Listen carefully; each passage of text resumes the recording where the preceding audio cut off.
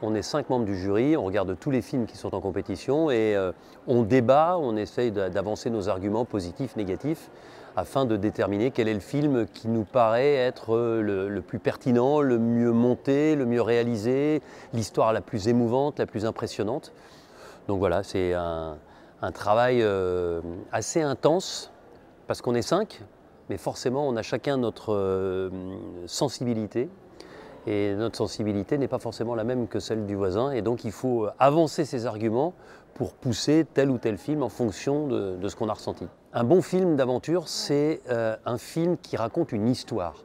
Il faut une vraie capacité à réaliser son film. Il faut qu'à travers le film, on puisse, nous, spectateurs, vivre par procuration ce qu'ils ont ressenti, vibrer là où ils ont vibré, être inquiets là où ils sont inquiets, sourire là où ils sont drôles. Un film du festival qui est réussi, c'est un film qui pourrait presque passer sans retouche à la télévision.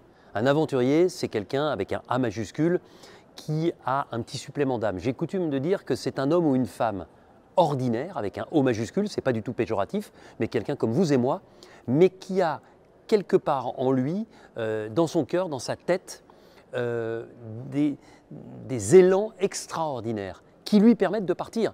Parce que dans l'absolu, on peut tous se dire, bah, tiens, moi je ferais bien le tour du monde à la voile. Mais une fois que tu l'as dit, bah, tu as les gens qui le disent, puis qui ne le font pas, et puis tu as les gens qui le font.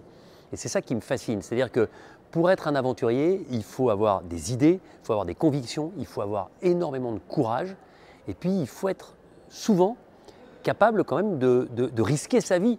C'est le propre d'un festival comme ça. Donc on a tous une âme d'aventurier, mais très peu deviennent des aventuriers.